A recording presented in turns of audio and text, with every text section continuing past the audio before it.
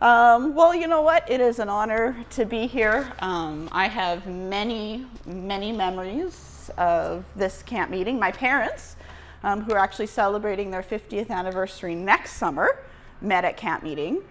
And so then as kids, we came to camp meeting every year. I can walk through the trees, and then, we progressed over to this side. And then when we got hookups, we progressed even further. And so I can point out all the campsites we have stayed in over the years. I think in my growing up years, there are 2 years that we missed camp meeting. One was when we lived in Montana, so we went to Montana conference camp meeting that year. And one summer was when we had family from Australia come, and it just happened to be during camp meeting. And so my growing up years were definitely spent at Alberta camp meeting, and then I married a pastor. And we spent many years here with our boys. In fact, our oldest was born on the first Friday of camp meeting and celebrated every birthday up until about 7 years ago, when Adam was no longer with the conference, celebrated every birthday at camp meeting.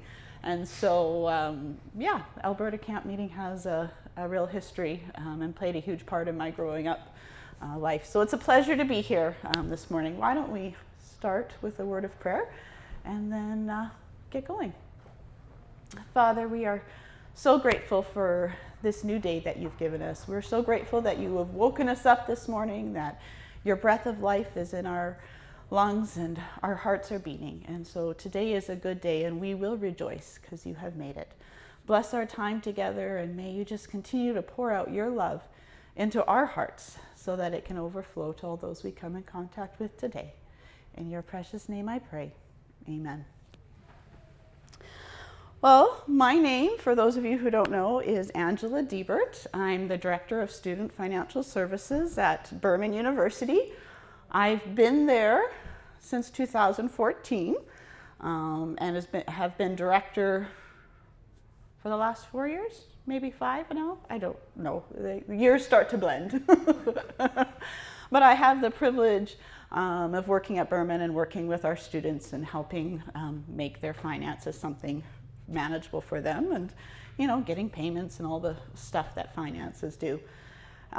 So you're probably wondering why I'm one of the ones speaking. I know Burman's the one doing this, and we have amazing professors at Burman. We have amazing pastors that are professors and people who come, and I am not a pastor. I am not a professor. I just simply believe in making a difference in the space that I have, which is student finance.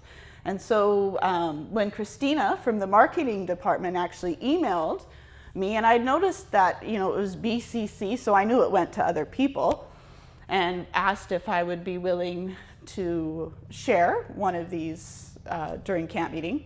I honestly thought she'd sent it to my name just accidentally got typed in there and it wasn't supposed to come to me, so I never responded. And about a week later, she called me and said, "Angela, you never responded to my email." I said, "Oh, was that actually meant for me?" She said, "Yes." I'm like, "Oh, you work in finance, and we just feel you might have a different perspective on how you live and love like Jesus and what that looks like in your workspace." And so I asked for a bit of time to think about it and felt impressed to, share my experience in that. And so in my sharing this morning, it is a journey, my journey of learning to love and live like Jesus. It is not over. And in fact, as I said, I grew up going to this camp meeting. There are people that are walking around on this camp meeting that could probably say, "Oh, Angela's not a very good example of living and loving like Jesus." Because you know what? It's messy, and I'm learning, and I'm growing, like we all are. So I don't claim to be an expert on it.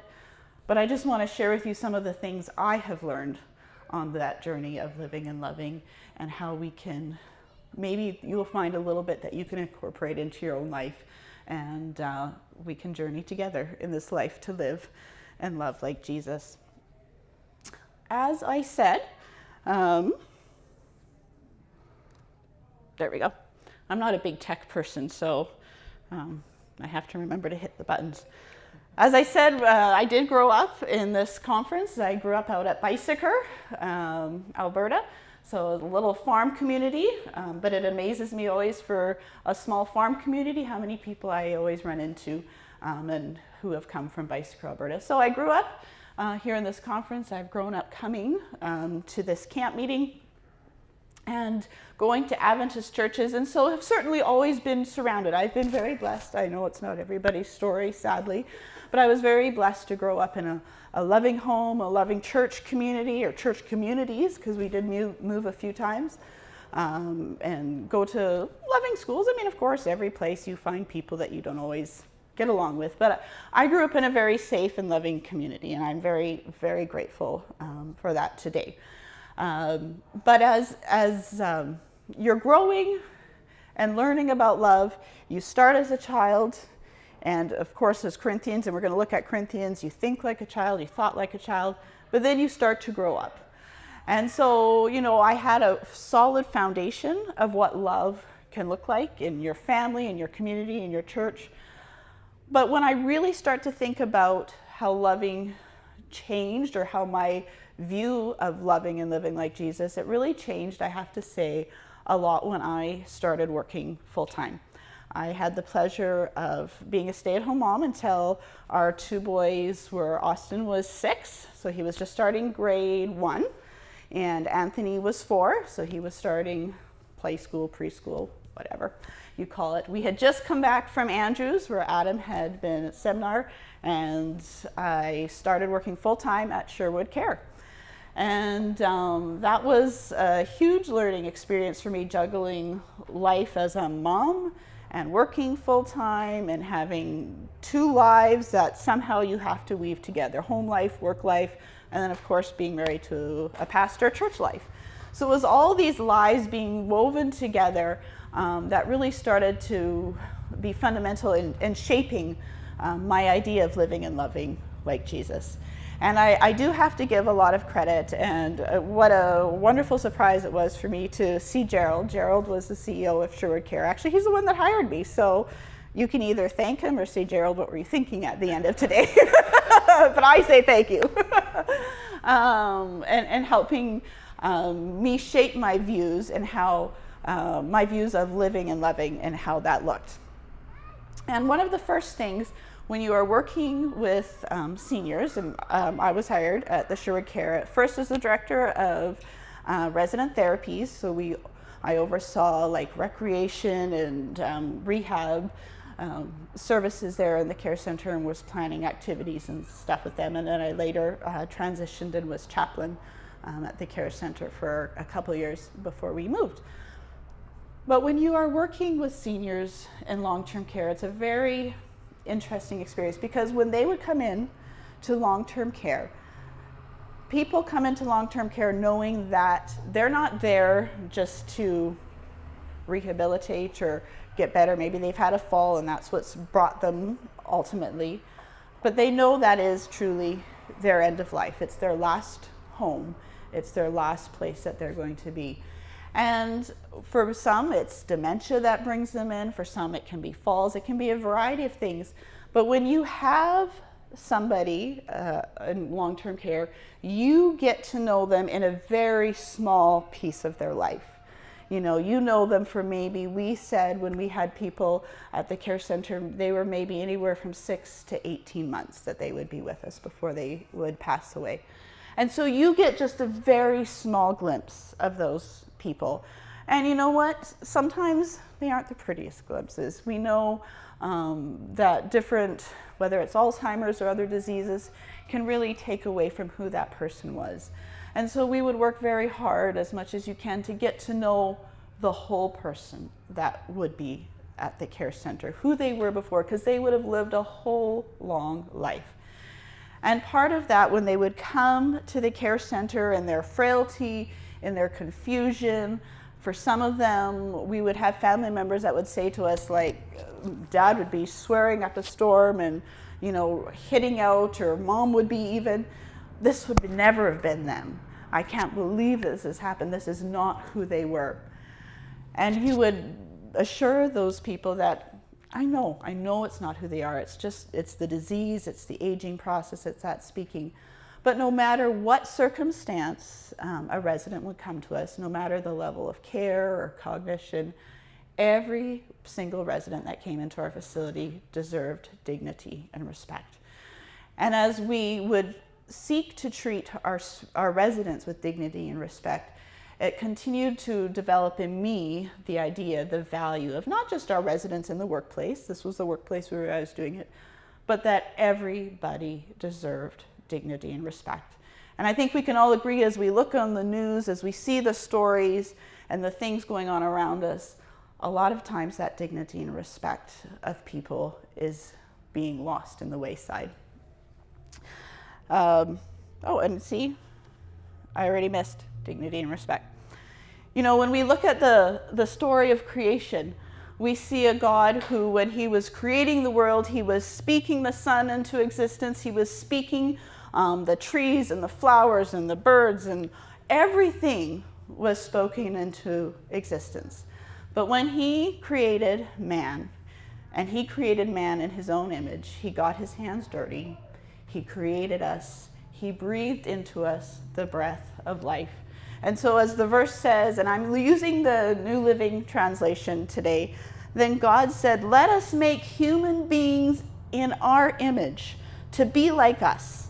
They will reign over the fish in the sea, the birds in the sky, the livestock, all the wild animals on the earth, and the small animals that scurry along the ground."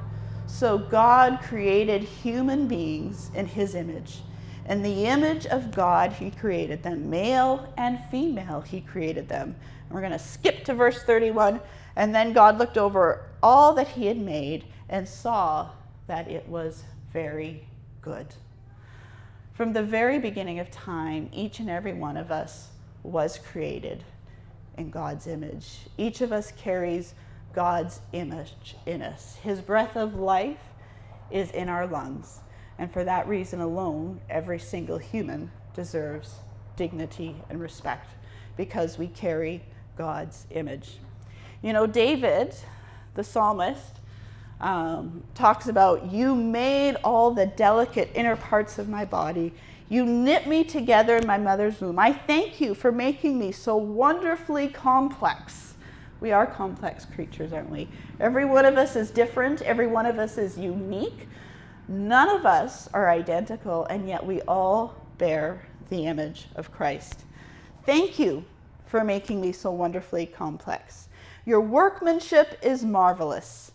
How well I know it. Each of us was created in our own individual way to carry the image of Christ in us. And for that reason alone, we each deserve, and each person on earth deserves dignity and respect. I love this quote by John Lewis. I read it. I came across it in a book I was reading several years ago now. And it has stuck with me in this journey of learning to love and live. And a big part of that loving and living, I believe, is treating each person with dignity, respect. And John Lewis was an activist and worked very hard in I think it was the 1920s to 50s or 60s in the civil rights movement down in the States. And he said, "We have to arrive at the point as believers in the Christian faith that in every human being there is a spark of divinity. Every human personality is something sacred, something special. We don't have a right as another person or as a nation to destroy that spark of divinity, that spark of humanity that is made and created in the image of God." And so the challenge for myself has been, as I go through life learning to live and love like Christ, is seeking to find that spark of divinity, that spark of humanity that is in each and every person, placed there by our Creator himself. You know, one of the biggest enemies, I would say, for treating each other and for loving each other, and when I say loving each other, I am automatically, just for context, thinking of treating everybody with dignity and respect, because how can you truly love if you're not treating people with dignity and respect, without seeing that spark of humanity, that spark of divinity in them? So what those kind of words are interchangeable as I'm talking a bit today. One of the biggest enemies, I believe, and again, this was a concept that I'd kind of heard of, but was really reframed in a couple of books that I've read in the last few years, I believe, is dehumanization.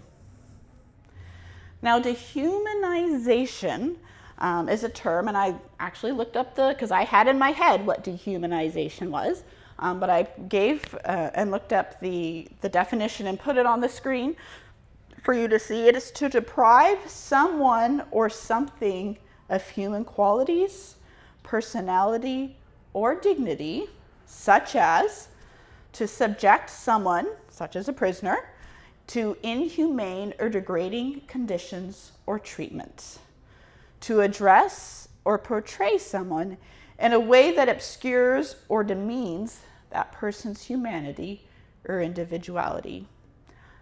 And C, to remove or reduce human involvement or interaction in something such as a process or place. For a big word, when you break down the idea of dehumanization, you can start to see how it affects the world and how you can see it happening in the world around us.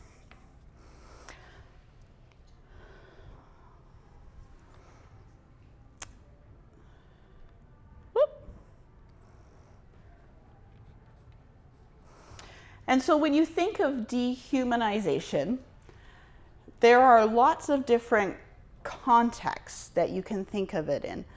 But one of the great example that I have some big like out there world examples that you will think about and be like, oh yeah, I can see how that happens. And then we're going to break it down a little bit and bring it a little bit closer to home.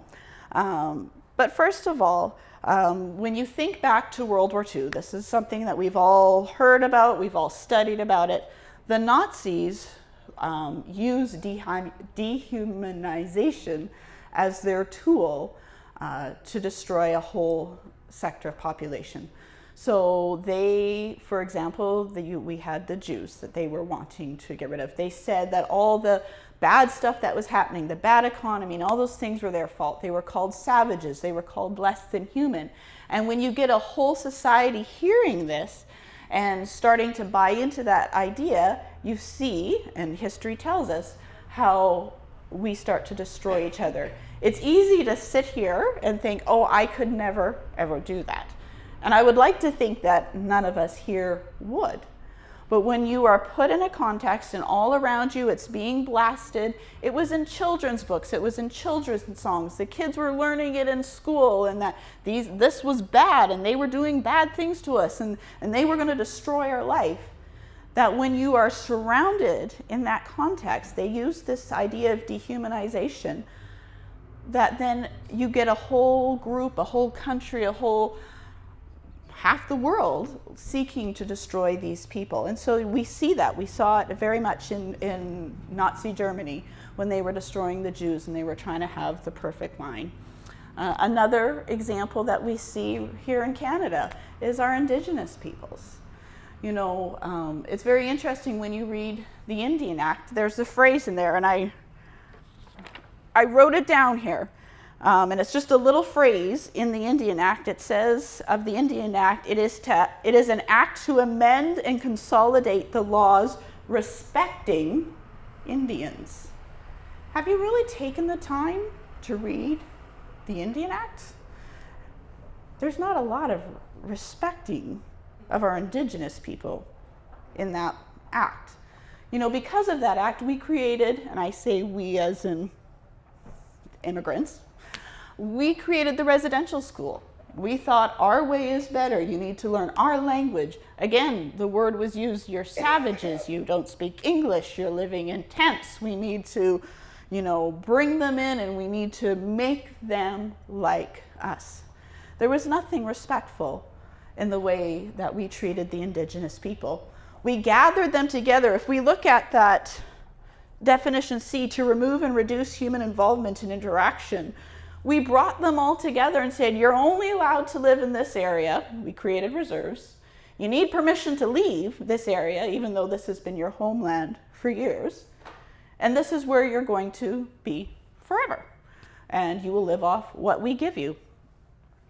And so with the residential schools, the reserves, the travel restrictions, and our idea of erasing their entire culture, their language, their customs, we very much dehumanized them so that we could get them to be like us, so that we could have control of the land, so that we could continue to colonize Canada and make it the great country that it is. It is a great country. But we did it on the backs of some not so great things. Another example we see a lot, especially in the States, again, is the treatment of Black people. They were seen during the slave trade as something to be owned. They were the ones that came and worked. We owned them. The slave trade, where they'd be checking their teeth and seeing who's strong enough and who's going to do this and do the work for me. We treated the way they were treated. We dehumanized them to the point saying they were simple. They don't feel pain. We can make them work even harder because they don't have the concept. They can't learn. And so we dehumanized a whole section, culture of people to get our way, to get to benefit off of them, just as we did the Indigenous people. And so when we think about dignity and respect that is due, and when we look at dehumanization and how dangerous that is to our society and to our ability to love. And so I want you to keep the idea of dehumanization a little bit in your head. And those were big contexts, but we're going to bring it down to a little bit smaller everyday things. So as I said, alluded at the beginning, when I was working at the care center, this is really where my concept of dignity and respect and loving people started to coalesce. So, this part happened after I transitioned to my role as a chaplain. So when I started working at the care center, when someone would pass away, we tried to keep it, we didn't want to upset our residents. Again, the idea of thinking we could upset them was something that they've lived to 80, 90. We had a lady that was 106 when she passed away. The idea that death was a foreign concept to them, that they hadn't maybe experienced loss of family and friends, they had experienced it many times, but we would try to cover it up. So when someone passed away, we would leave them in the room. We didn't have a morgue, so you would have to call the funeral home to come get the body. And we would try to do it like early in the morning when everyone was in their room, so they would just come down the hallway and take the body and leave. Or, if everybody was in the dining room having a meal, we would maybe have them come out the back door and we'd slip them out so that we didn't want to upset the people. We didn't want to, them to have to see this or experience this. When the reality is, the next morning they would wake up and they'd maybe go to their table, because they had assigned seating, if you will, and suddenly the place is empty. Well, what happened? Even in little ways that we treat people, we start to dehumanize them, taking away that dignity. So we had this sweet, sweet lady, Anna Marie, that was at the care center. She was there many, many years. She was fabulous. I wish everyone could meet her. She was one of the most loving, friendly, vivacious people there was at the care center. And she loved to be doing things. She loved community. She was a part of everything. Just an amazing lady. And I remember having a conversation with her one day. And she said to me, I've always wondered, when I die, what's going to happen to me? Like, we never see anybody leave. We see when people come, because when we would get new residents, they would come in the front door, whether they came from a hospital, they'd come in with the paramedics, or their family would bring them in, or however they came, they all came in, and we didn't try to hide the fact that someone new was moving in.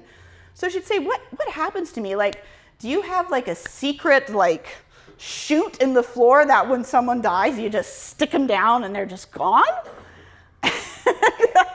I mean, we had actually in the wall, in one of the halls, we did have a metal door, and you would open up and you'd throw your bag of laundry and it would go downstairs to the laundry room. So this is kind of what she's envisioning. Do we have like another trap door that we use for bodies to get them out? And it made me stop and think, well, no. She goes, you know what? I came in the front door. I want to leave the same way.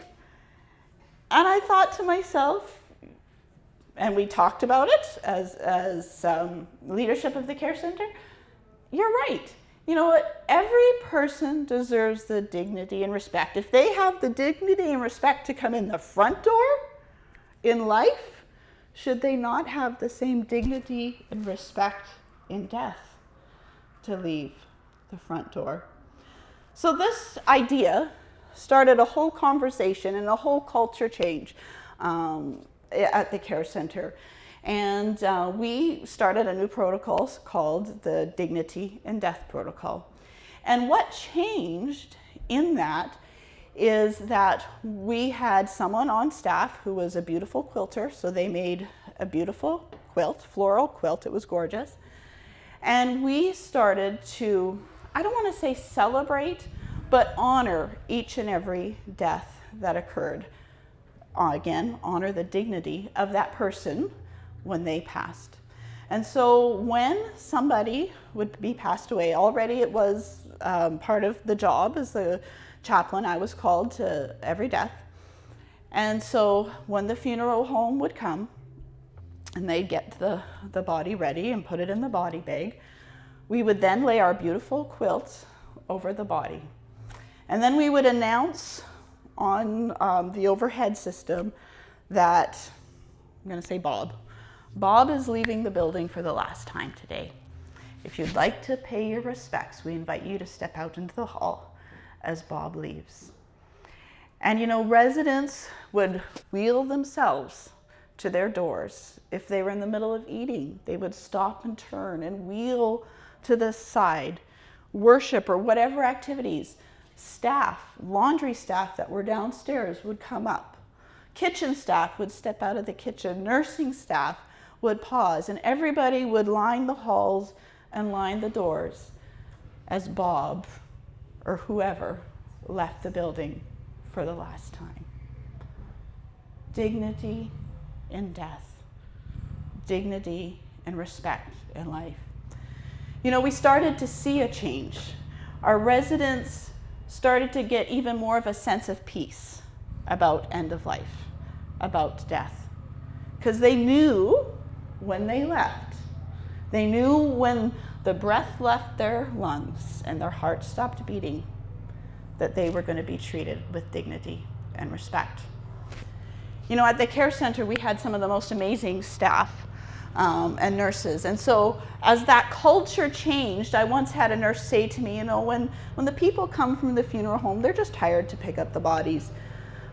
We feel like they don't always treat the bodies with respect. Would you maybe stay in the room as they're getting them on? Because maybe the presence. And we even through that process, you know, I often then would stay in the room as they were getting the body off the bed and onto the gurney.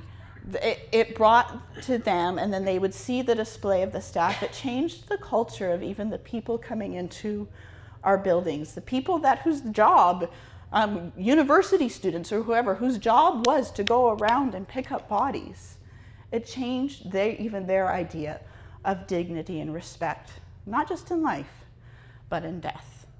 How that whole culture can change when we stopped to see that spark of divinity, recognize that spark of divinity, that spark of humanity in each person, so that they are getting that love and kindness, that dignity and respect.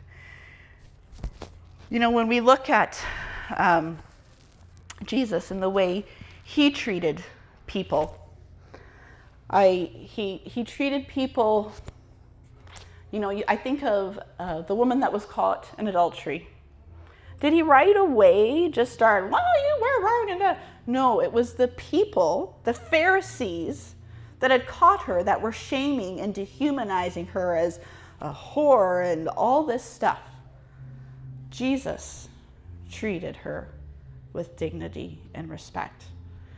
dignity dignity in life and dignity in death. You know, that whole concept, like I said, really changed my idea of dignity in death. But then it challenged me to look at, how do we show dignity in life? You know what, we all get really busy in our everyday lives. And I will be the first to say I am messy and I do not live this well. And I sometimes forget to find that spark of humanity. Because you know what, even the other day, I was driving on the number 2 and I was coming in to merge, and there was a vehicle in the lane and they would not get over even though there was no one like beside them. And I had to slam on my brakes to get behind. And my first thought was, You know what? Little acts in life also show that dignity and respect.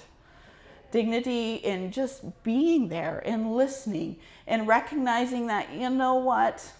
Yeah, it irked me, but maybe they were having a bad day. Maybe they didn't see me. Maybe they're on the way to, who knows what the reasons are. But just as as I learned, and it changed my idea of dignity in death, I've started looking for ways that I can show dignity in life. And as I bring that to the workplace, I have said, when I was hired at the university, so I went from immediately chaplain at the care center to student financial services at the university. And at first I thought, how do they have anything in common? And then as I thought about it, I thought, you know, what are the 2 hardest conversations that people have in life usually involve? Death and money. I'd already worked with death, so now we were doing money. Let's just bring them all in. And so I thought, as I was starting my new career in student financial services, how can I bring this concept of dignity into our workspace? How can I bring it into my space? And you know what? It starts simple. It always does. It's really nothing rocket science. But how do I treat the person that comes to my office, who pays their bills on time, who's always there and doing everything, compared to the person who doesn't pay, who tries to run away from me and hide, but yet who I see driving a fancy new car in town, but they have a $10,000 bill at school?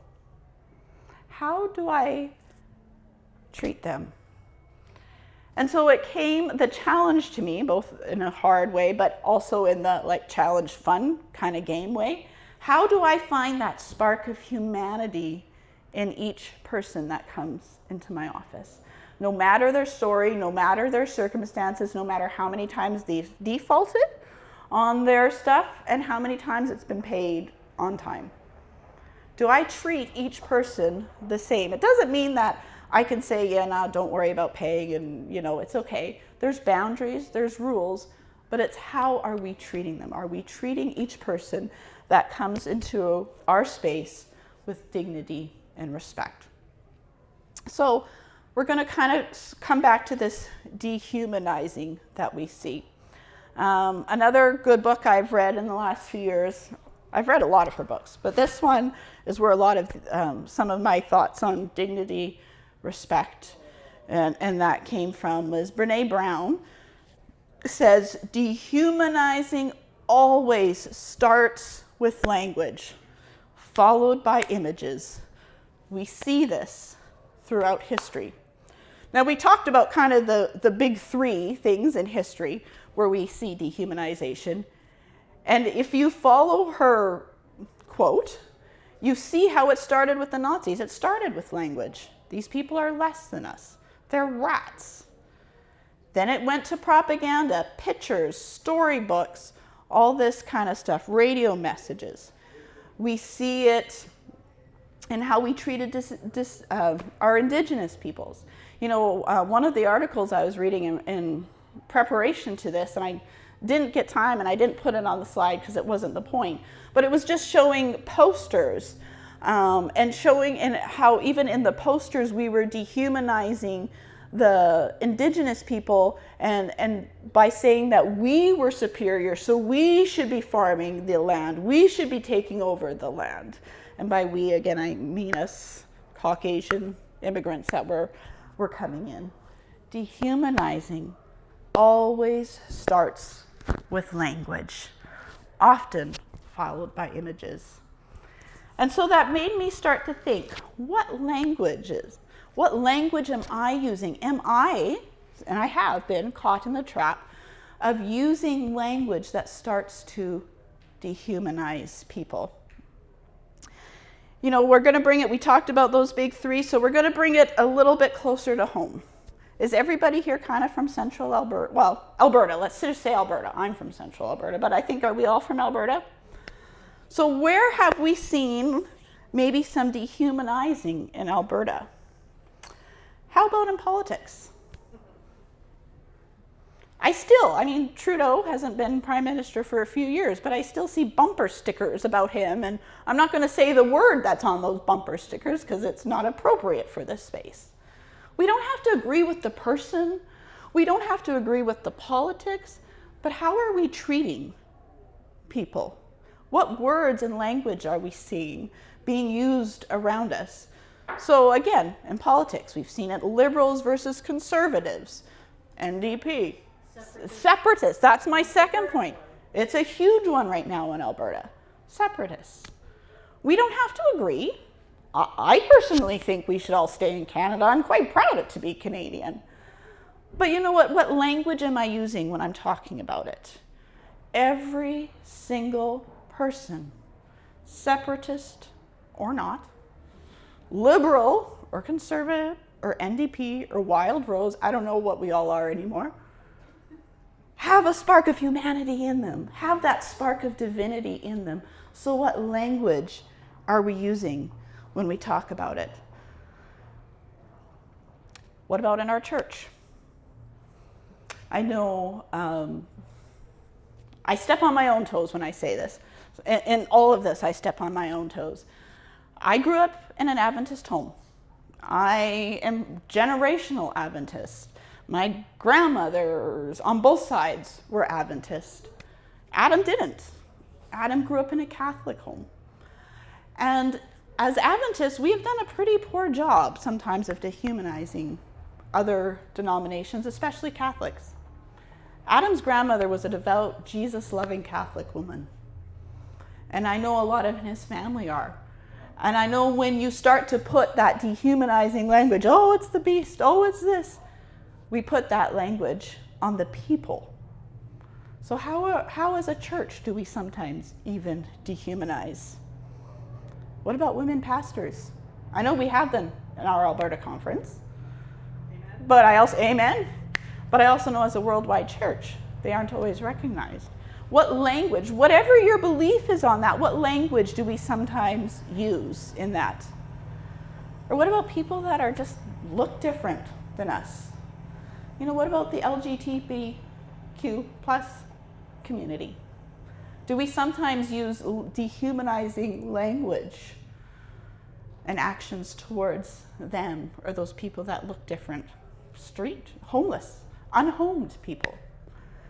You know, it's easy to look out to what happened in the Nazis, what they did, or what happened to the indigenous people, or what happened to the black people down in the States. But what can we do here in Alberta, and how are our words dehumanizing?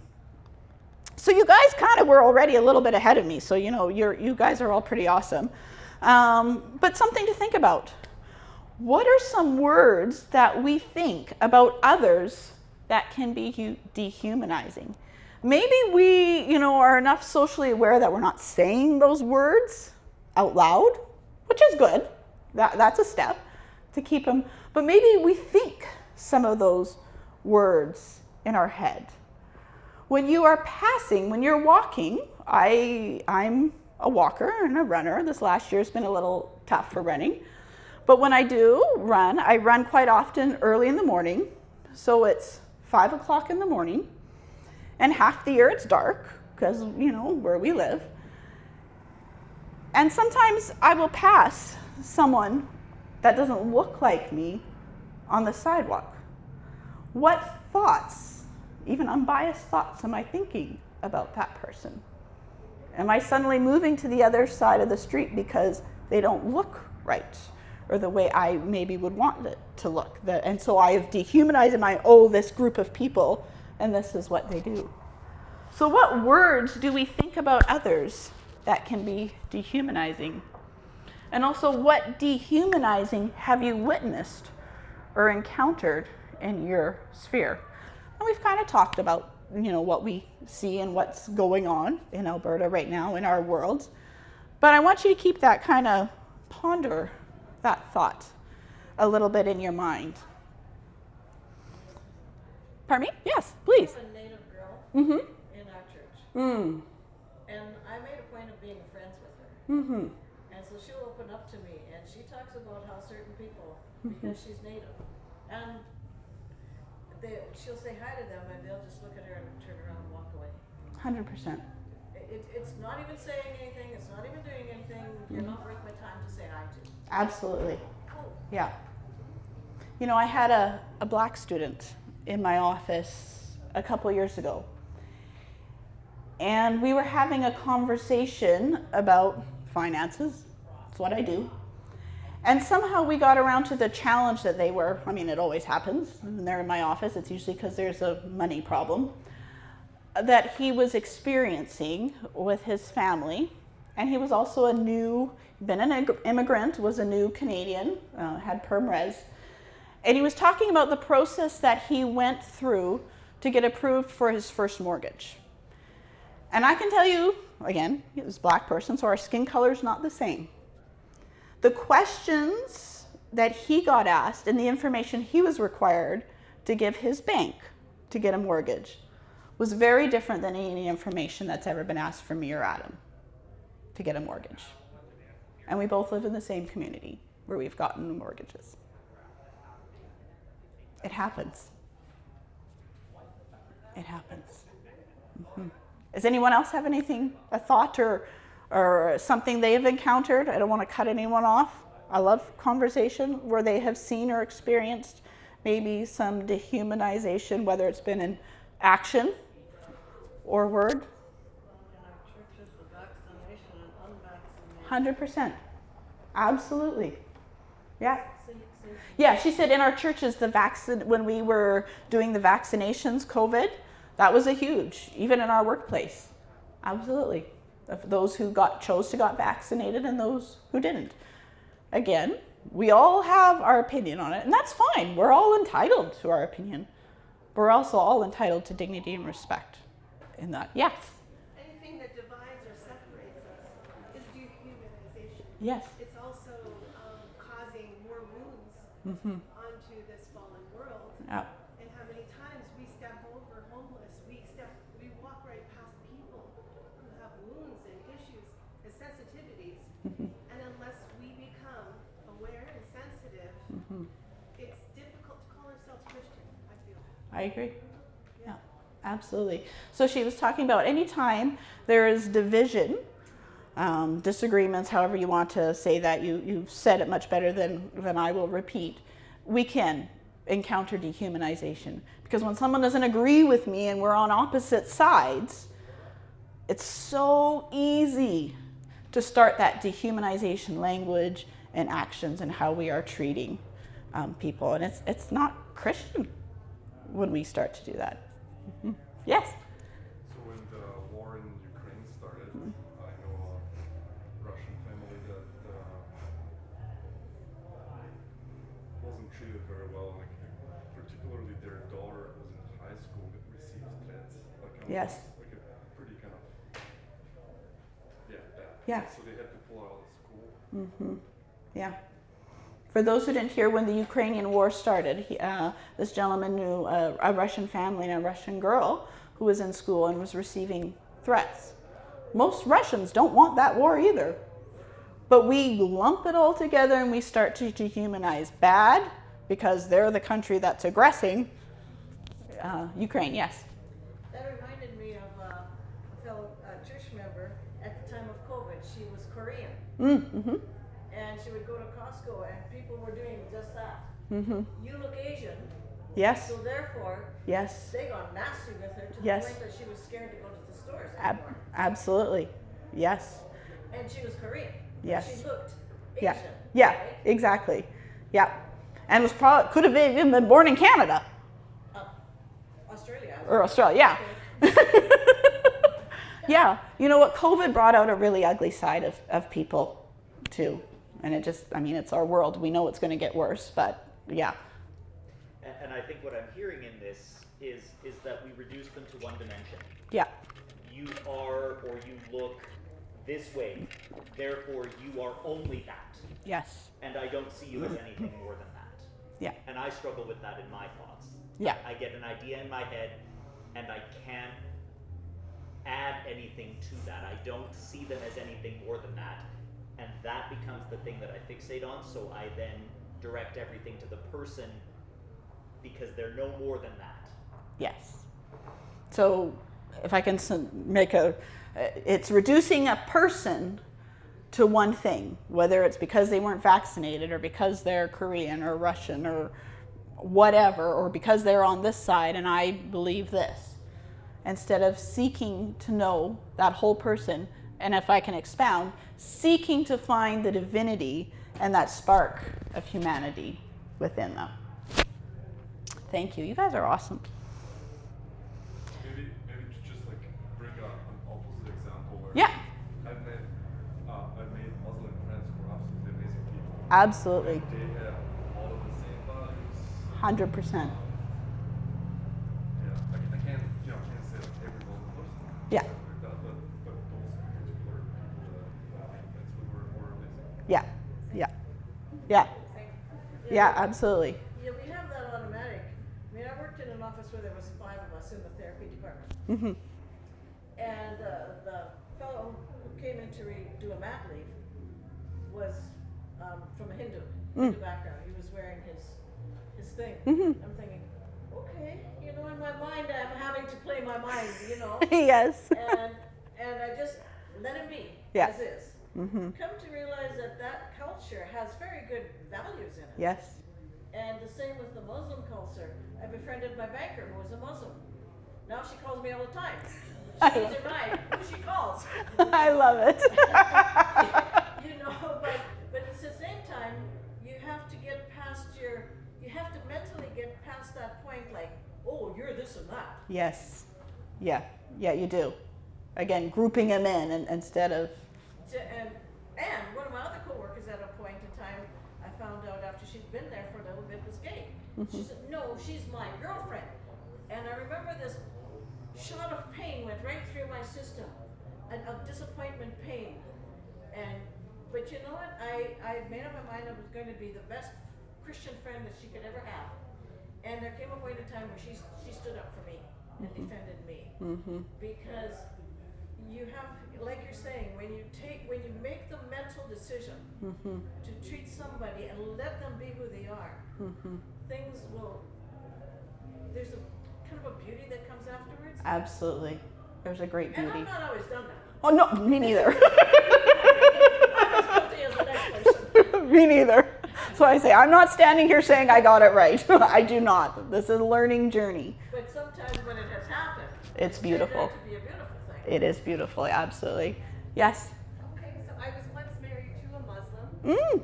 I am a mother of children who I've raised Christian Mm-hmm. separately since they were babies. Yeah. And I recommend this book, Ishmael Ali, God Shall Hear. Mhm. I'm just really immersed in this book. 2 of my children have had nothing to do with their father, Mm-hmm. and now they're in their mid-20s, Mm-hmm. and they were meeting their family in the Middle East. And Wow. they're having some conflicting ideas because our society seems very slack when Yes. it comes to they're craving the real hardcore spirituality. I want God in my face everywhere you go. They were impressed. All the children's toys, everywhere you go, everything has Allah is in it. So in that concept, there was a little sway. My grown children one of my children, I'm expecting my first grandchild who is Aw. part Sri Lankan. Oh, wow. also. Mhm. So I'm embracing a lot of culture in my family unit. Yes. Yes. And in that, I can see the love of God in everything, because when we put those divisions there, the divisions are removed when it's your own children. When it's embedded in your heart, Mhm. that's what needs to happen, I think. And if it's not something in your immediate circle, Mhm. I recommend we read Mhm. and we educate ourselves. This is a good book, actually. I'm promoting the book. Awesome. We know a store. They have a lot. That's awesome. Were you going to say something? I'm involved in an organization, Seniors United Now. Mm. It's an advocacy group for seniors. Mhm. I handle a lot of the questions that people have. And so I raise a question for this group. Mhm. How do you view a senior? They're walking a little slower than you. They're fumbling in their purse in line. Mhm. They're a little confused at times. One of the single biggest things we face in this province is ageism. Yes. And you look at it, I watch people, someone I stop and talk, they've got their little buggy, Mhm. and we go around them. Or they feel they gotta get off the sidewalk. Mhm. They're at the store and they are wondering, Mhm. what is your view of a senior Mhm. that isn't all with it? Mhm. Mhm. Hey, our turn's coming. Our turn is coming. And then others. Yep. Yep. Exactly. Yeah. And so we have issues with the government that defunds Yes. consistently Yes. services for seniors. Yes, we do. Those with disabilities. How many Mm-hmm. playgrounds do you Yeah. have in your community Mhm. versus a senior center? Yep. Mhm. How do you treat a senior coming into church? Mhm. That's a little slow. Mhm. Yeah. Dignity and respect. Mhm. Some cultures treat their seniors royally. 100%. Yeah. We used to. Mhm. How often do you go visit a senior in their home? Mhm. If they live by themselves, do they see anybody in the week? Mhm. Yeah. What you're saying resonates with me. Thank you. Dignity and respect, that we treat them as one of God's precious children. Absolutely. There is still that spark of humanity, that divinity in each person at each stage of life.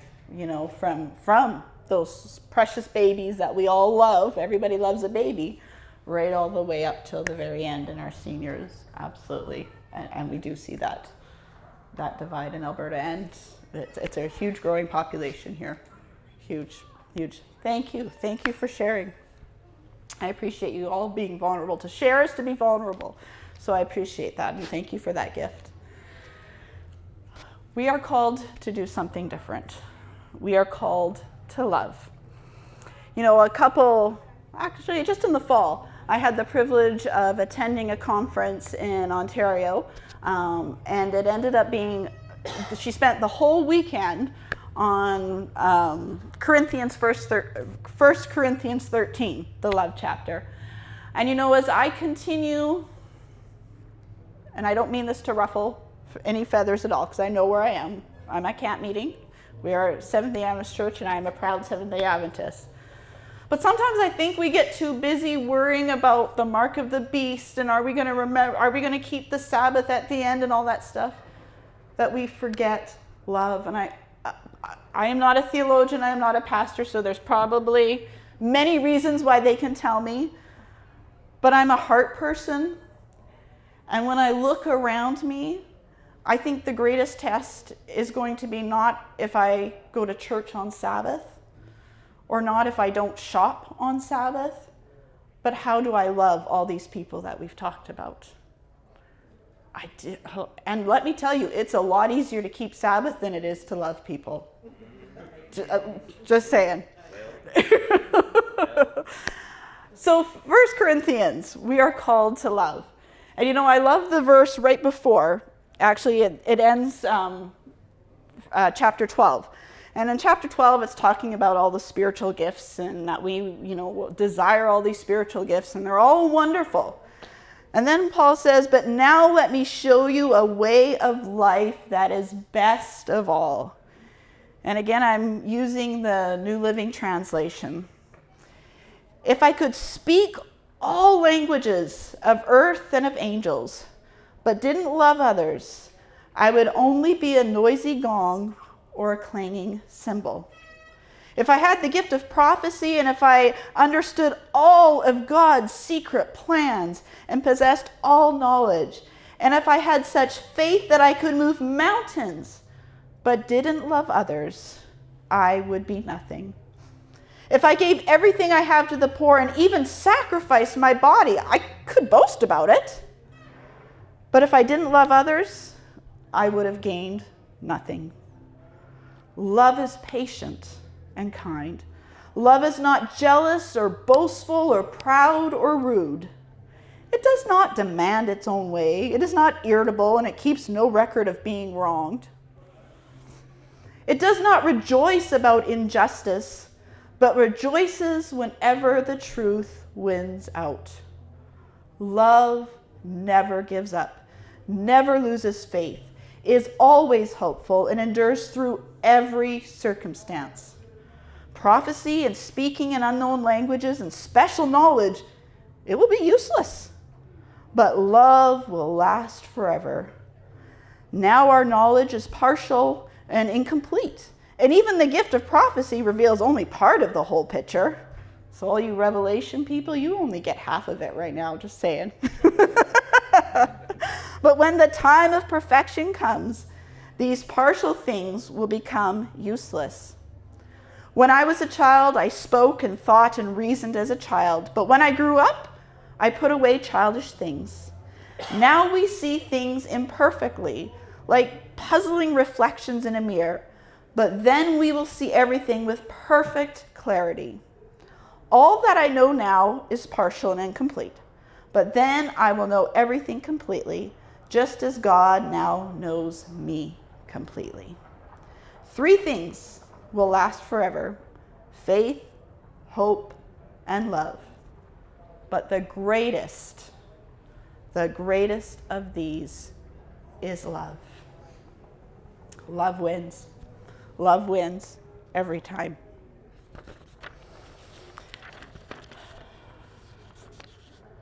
All right, what does this look like today? So I was kind of playing with this chapter yesterday. So I'm going to give you Angela Diebert's Adventist version of 1 Corinthians 13. I didn't put it up here because I didn't want anyone to take pictures of me to be quoted as being,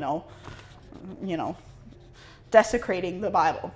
But that's just for our purposes. I'm going to read it. If I could quote the Bible, chapter and verse, and knew all of Ellen White's teaching, but I didn't love others, I would only be nails on a chalkboard.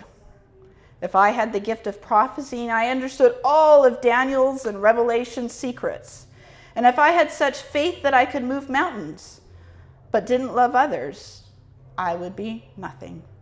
If I gave everything I have to tithe and church budget and ADRA and taught Sabbath school every week, led out in Pathfinders, and went to every church meeting, I could boast about it.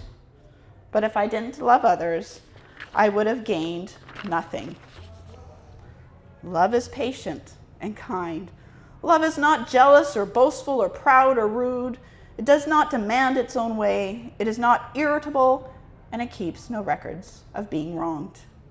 It takes no pleasure when people I disagree with suffer, but rejoices whenever truth and mercy wins out. I'm going to kind of pause right here and that verse 6. It takes no pleasure when people I disagree with suffer, but rejoices whenever truth and mercy wins out. This is a disturbing trend, and we've talked about it in sharing that we're seeing in our church and outside of the church. I think your example of the war in Ukraine and the Russian girl being an example. Israel versus Palestine, we see as a big thing. Both are aggressing, both are hurting each other. And you have one side when they have a victory, yay, and everyone's cheering. Another example I think of, and I know this one can be dividing too, and I don't mean it to be dividing, I mean it as an example. The death of Charlie Kirk. You know, there were those people who were very for Charlie Kirk and those who weren't. And those who weren't were cheering that he had been murdered. It doesn't matter the side. It doesn't matter the person. God is always on the side of suffering. He's on the side of suffering in Israel. He's on the side of suffering in Palestine. He's on the side of the suffering. You know, I couldn't help but think of the story. Well, let's be honest, I didn't think of this. Adam did when I was sharing it to him, so I'm not going to take credit where it's not due. You know, it's like Jonah. Jonah is asked to go and preach to the Ninevites, and he doesn't want to, and all these people are terrible, and I don't want to. And, you know, we all know the story. He runs away, he gets swallowed, he gets spit out, and he's like, fine, I'll go. But they're not going to listen to me. And what happens? They listen. And then he gets mad. And he's waiting for them to be destroyed, and he's mad that they're not being destroyed. God is always on the side of the suffering. We're going to keep going. Verse 7, love never gives up, never loses faith, is always hopeful, and endures through every circumstance. Prophecy and speaking an unknown language and special knowledge will become useless, but love will last forever. Now our knowledge is partial and incomplete, and even the gift of prophecy reveals only part of the whole picture. But when the time of perfection comes, these partial things will become useless. When I was a child, I spoke and thought and reasoned as a child. But then I grew up. I put away childish things. Now we see things imperfectly, like puzzling reflections in a mirror. But then we will see everything with perfect clarity. All that I now know is partial and incomplete.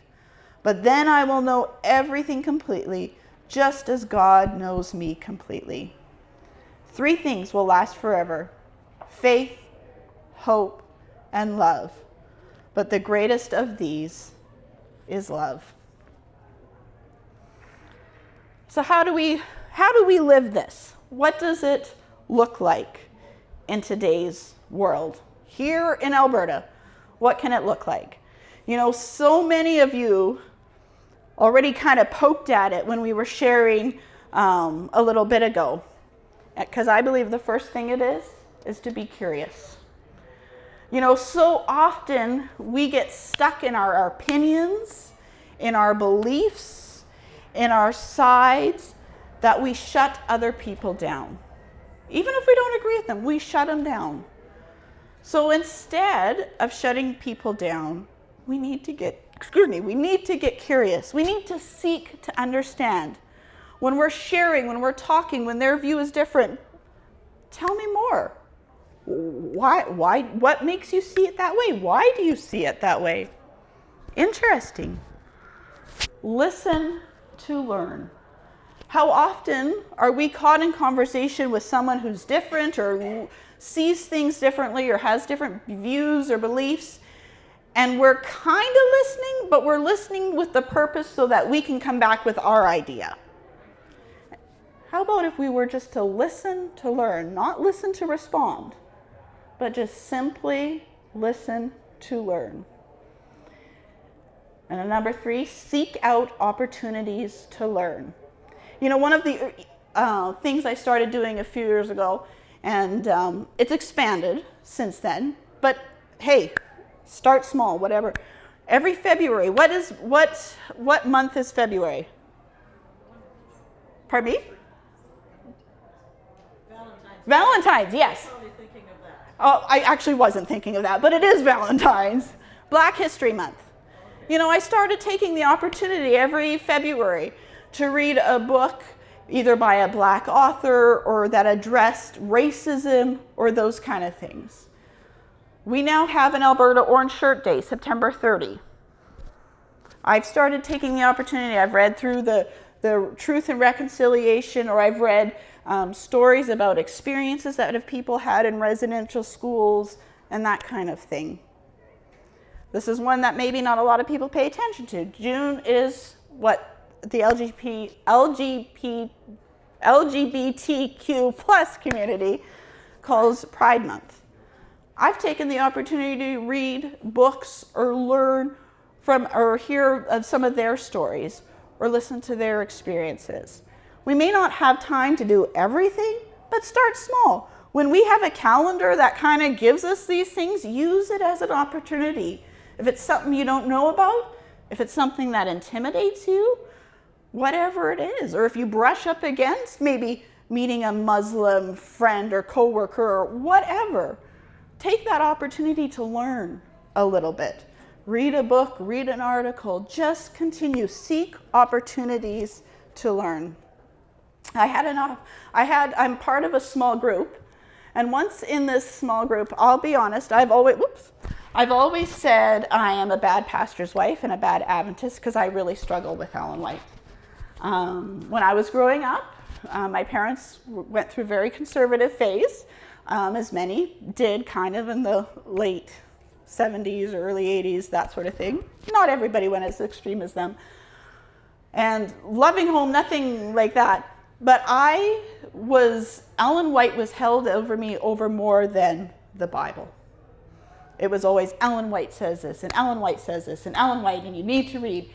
And to this day, I struggle to read Ellen White. And there's some past trauma that probably needs to be continued to be looked at, but that's just what it is. And so in this small group that I'm a part of, we as a group do have read books together as part of our kind of Bible study small group. And so we did Desire of Ages, and then we did Mount of Blessings. And so then I said, is there any chance we could do a book that's not Ellen White? And we did. So that was great. I brought a book, we did another book. It was great. And then I was gone for about a week on vacation, and I came back, and they gave me my book back. And they said, oh, here, we finished the book. And I said, oh, and I see we're on to another Ellen White book. They're like, yes, we're doing Christ object lessons. And I said, awesome. Just remember that not everybody loves Ellen White. And one person in the group just turned to me and said, well, that's your problem, and I'm really sorry for you. And that was it. And no. I was actually kind of shocked. I was speechless. Okay. So I'm going to come to that, and I'm going to ask you, that's just kind of a silly, whatever, example. But what are some curious questions that could have been asked of me or said in that moment? We'll use me as an example. I'm not going to call out any of you. Instead of, well, that's your problem, I'm sorry for you. Instead of being judgmental and writing you off, she could have asked, are there reasons why? Yeah. Mm-hmm. What is causing you that? Mm-hmm. Mm-hmm. Absolutely, yeah. Or giving you an example how her writings have helped in their life. Yeah. Yeah. Yeah. Mm-hmm. That sounds like a story there. Maybe we should sit down and I'd like to hear that story sometime. Yeah. Yeah, exactly. And it struck me because I thought, wow, like. Is it small group supposed to be your safe place? Well, that struck me too. Isn't that the point of it? It is.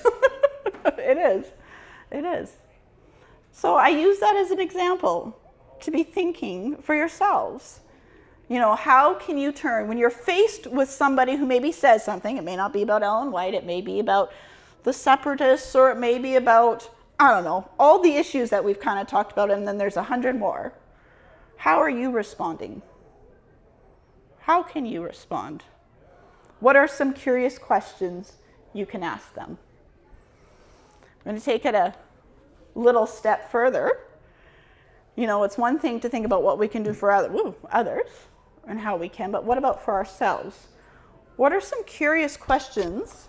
Let's put ourselves in this person who said that to me. What are some questions that she could ask herself? Why did I respond that way? What made me want to just, blah? You're right, it is supposed to be a small group, a safe place. What made me feel like it was being challenged, or that what in me caused that kind of reaction? What was in me that made me think that my idea was the more valid? Yeah, 100%. That person may have been hit over the head too, to get away from Ellen White, and that she was resisting this pressure Yeah, that she was facing. absolutely. Absolutely. And again, on either side, there's no whether you love her or you don't really love her. It doesn't matter. We all love Jesus. You can have your opinion, I can have mine, but how are we responding? How are we treating people with dignity and respect? I'm starting to wrap up here, I promise. So as we are living so that we treat people with dignity and respect, there are a few things, not just in life and death, that as I thought about it and pondered about it, that I thought are a big part of showing that dignity and respect as well. Show up, be present, and listen. You know what? What is our most precious commodity? Time. Our time. We all have 24 hours a day. I don't have more than you. You don't have more than me. We all have the same amount of time. So what are we doing with it? Showing up for people. You know what? Sometimes it's easy to be like, oh, I'm too busy to go to this funeral, even, you know, or I'm too busy to show up for this. I'm too busy to show up to my nephew's soccer games that they invite me to. All these different things. But our time is our most precious commodity. And when we use that time to show up for others, even in small ways, we are showing them dignity and respect. You know, social media and screens has given us a false sense of connection and showing up for each other. Because how often do you see everybody at a restaurant sitting at a table together? They're paying for a meal, but they're all scrolling their phones. Just scrolling away. We were, a couple weeks ago, we were in Mexico, and we were at supper at buffet, and there was a family, and it was a large family, and the parents are all talking, and there was 2 kids, and those 2 kids had on headphones and sat with the screen in front of them. How are we showing up for people? Yeah. Be present. Social media and our screens take that away. Listen, and if you must, speak. Many people say it was Francis of Assisi, but some people say it wasn't, so I don't know, is the one that said, preach the gospel at all times. Use words when necessary. How often are we so busy using our words and we're not living out that gospel? We're not being present. We're not showing up. We're not listening. You know, another good book that has challenged my idea of what love looks like and what love does is by Bob Goff, and he's written a few books, but this one was certainly my favorite, and I've had the privilege of hearing him speak a few times. He says, but the kind of love that God created and demonstrated is a costly one because it involves sacrifice and presence. We could also take that out and say sacrifice and time. It's a love that operates more like sign language than being spoken outright. What are our actions saying? Are we showing up? Are we being present? I left the care center in 2014. I went back and forth for a while and covered some weekend stuff, but full-time work there, and that's when we moved to Lacombe. And then 2014 is when I started working at the university. And so, when you move, it's a stressful time, it's a fun time, it's a crazy time, and we've moved several times in our marriage. And one of the things that we've often done when we move is, the boys would maybe get something new for their room or whatever. You like to change things up a little bit. And so when we moved to Lacombe, I actually remembered that this time I'd been out with the boys and they'd each found a picture they liked. So that was the new thing that they had gotten for their room. They'd each gotten a picture that they liked. And while we were shopping around one day, I came across this. It's on a canvas. I don't even remember where I got it, but it struck me. When in doubt, choose love. Love changes everything. So when I bought this picture, we bought it, we moved into our house, I put it up downstairs in our family room, and when we moved, the boys were going into grade 5 and 7. So we were just kind of hitting those teenage years. And those teenage years were rough. They were tough, both for them growing up, both for personal things that were going on in our family, and changes in career and life and all this stuff. It was tough. It was tough. And there were days when I would be thinking, how do I respond to this situation? How do I respond to Anthony right now? Because teenage COVID, all that was tough on him, harder on him than it was on Austin. And I kept every night coming back to this picture and reading it. When in doubt, choose love. Love changes everything. And again, I'm not going to say I did it perfectly. I have failed many times. But I like to think more times than not, I've erred on love. And I'm thrilled to say that we have a 25 and 23-year-old who still like to vacation with mom and dad. So I want to say love was the right answer. But you know what? Even as I sit across the desk with someone who has been a tough one at work, we'll use work as an example in finance. And it comes down to a decision of which way I need to go, and I need to make a decision about something.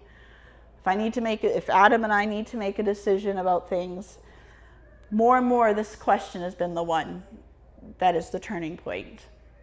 When in doubt, choose love.